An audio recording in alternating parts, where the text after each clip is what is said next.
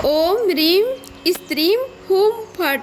नमस्कार दोस्तों, आप सभी का स्वागत है हमारे यूट्यूब चैनल पावरफुल हिंदू धर्म में। आज हम आप सभी को गुप्त नवरात्रि की दूसरा दिन की जाने वाली माँ तारा की पूजा विधि, महत्व, कथा और उनसे जुड़ी अनेक विधियों के बारे में आप सभी को बतलाएंगे। अगर आप सभी हमारी वीडियो को पहली बार देख रहे हैं तो वीडियो को लाइक कीजिए, चैनल को सब्सक्राइब कीजिए, बेल आइकन को प्रेस कीजिए, ऑल ऑप्शन पर क्लिक कीजिए ताकि आने वाली वीडियो की नोटिफिकेशन आप सभी को मिलती रहे। आइए जानते हैं माँ तारा के बारे में। गुप्त नवरात्रि का दिन माँ तारा देवी को समर्पित है। माना जाता है कि उनका पूजा करने से सारे कष्ट मिट जाते हैं। महाविद्या तारा देवी के भी 3 रूप हैं। पहला है उग्र तारा, दूसरा है एक जटा और तीसरा है नील सरस्वा। आइए जानते हैं माँ तारा देवी की उत्पत्ति कैसे हुई और उनकी संपूर्ण विधियों के बारे में। महाविद्या तारा देवी की पूजा अर्चना गुप्त नवरात्रि की दूसरा दिन की जाती है। माँ तारा देवी को शमशान की देवी भी कहा जाता है।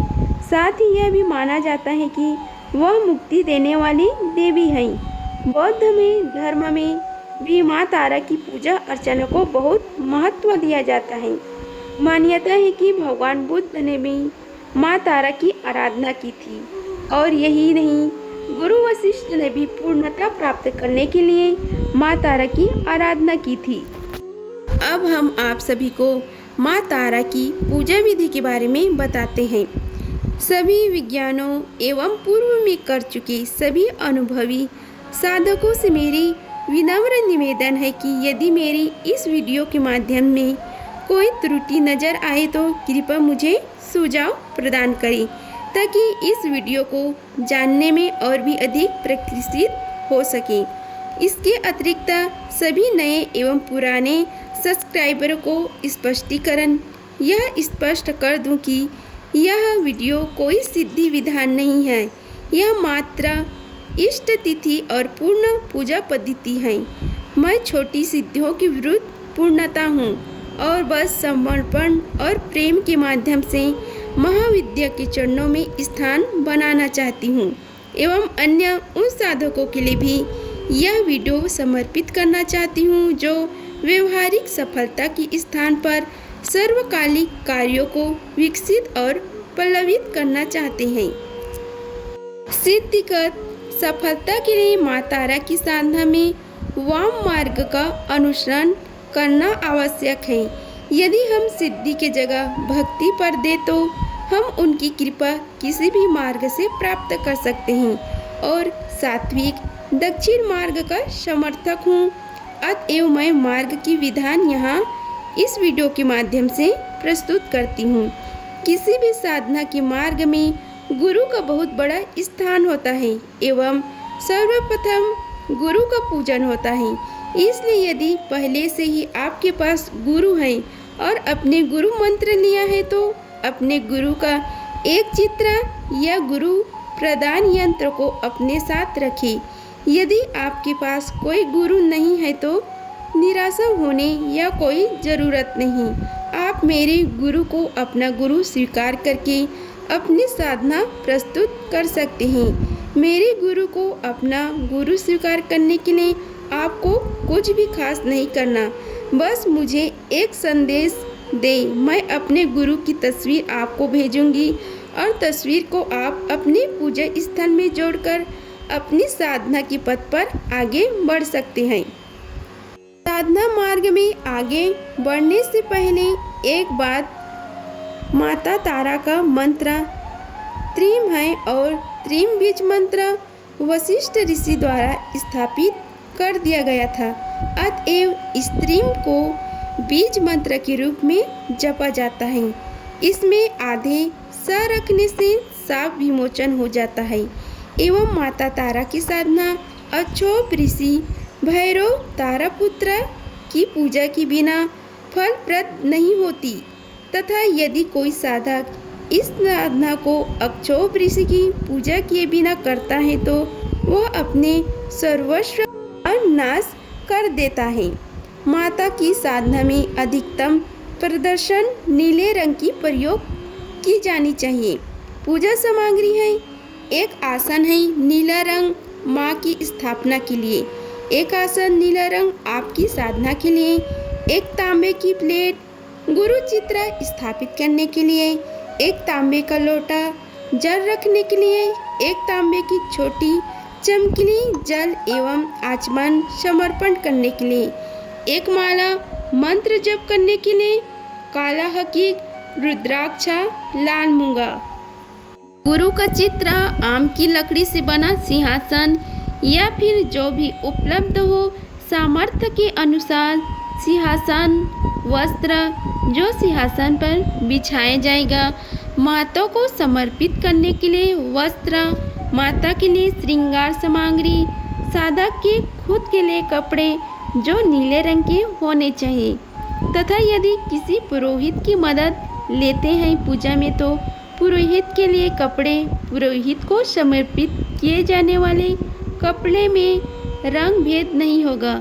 जनेऊ, लाल, अबीर, पान के पत्ते, सुपारी, लौंग, काले तिल, सिंदूर, लाल चंदन, गाय का घी, गाय का दूध, गाय का गोबर, धूप, सुगंधित अगरबत्ती, रुई, कपूर, पंचरत्न, कलश के लिए मिट्टी का घड़ा, नारियल, एक कच्चा और एक सूखा, केले, फल, 5 प्रकार की मिठाई, पुष्प है, बेलपत्र, आम के पत्ते, केले के पत्ते, गंगा जल और घी, 5 बर्तन कांसे के, पीतल के, 2 कटोरी, थाली, गिलास, आसन कंबल के नीले रंग का, यदि पुरोहित के साथ में है तो 2 अन्यथा 1 ही, चौमुखी दीपक, रुद्राक्ष या लाल चंदन की माला, आम की लकड़ी, माचिस, दुर्वादल, दूबा, शहद,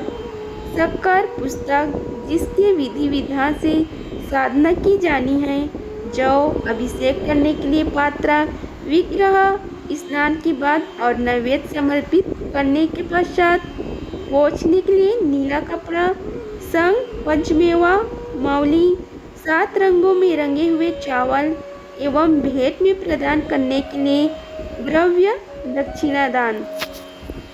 पहले पूजन के पश्चात श्री गणेश जी का आवाहन करें, के बाद गुरु का आवाहन करें, उसके बाद माँ तारा का आवाहन कर माता को पूजा सामग्री समर्पित करें, उसके बाद माँ तारा का मंत्र का जाप करें।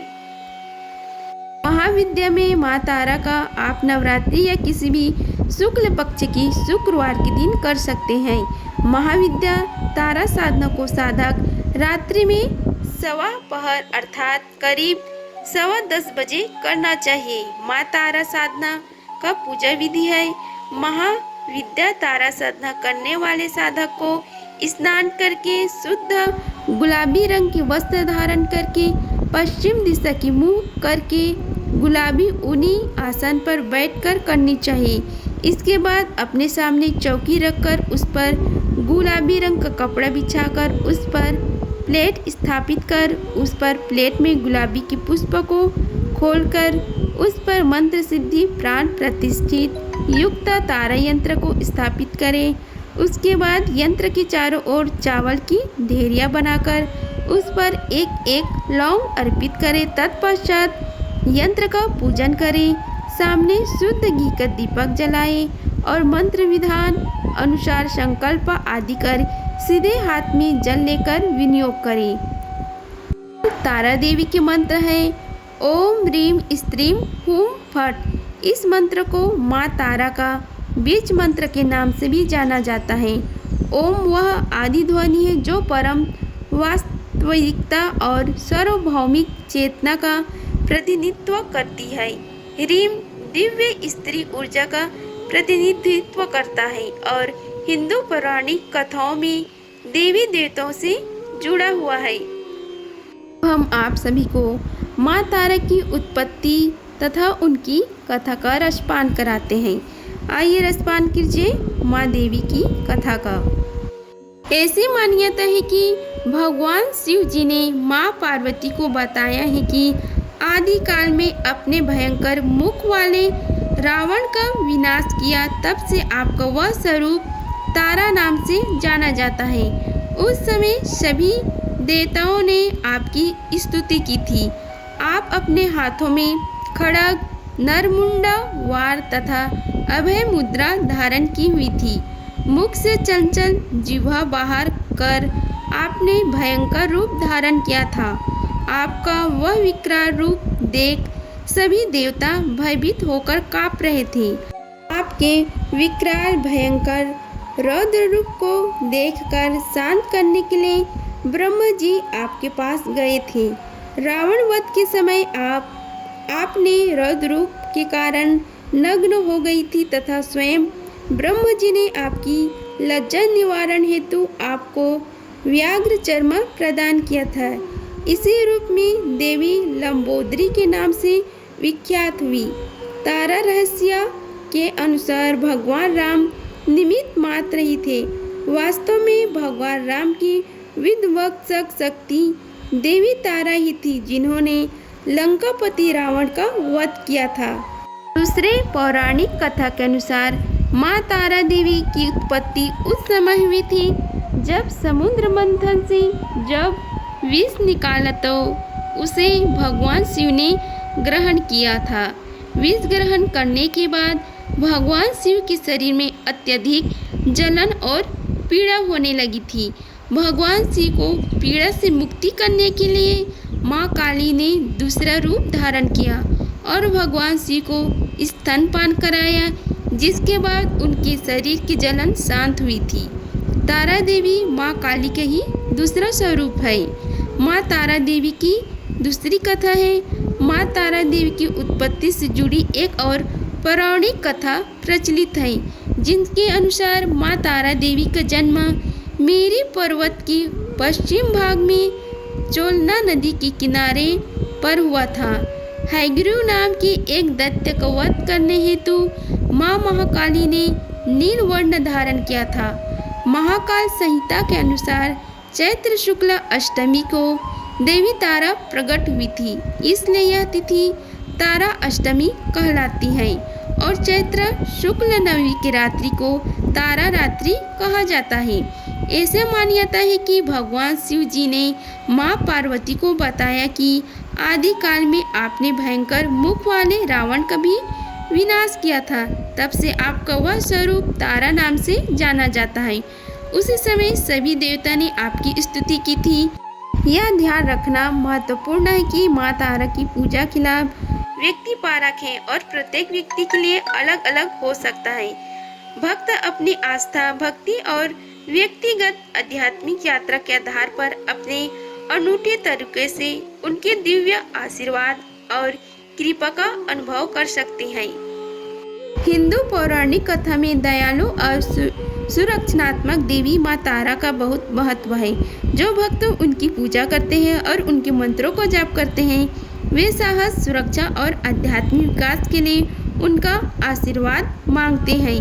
कहा जाता है कि माँ तारा की दिव्य ऊर्जा कई लाभ लाती है, जैसे बाधाओं को दूर करने की क्षमता, उपचार का अनुभव करना और चुनौतीपूर्ण समय के दौरान सतावना पाना।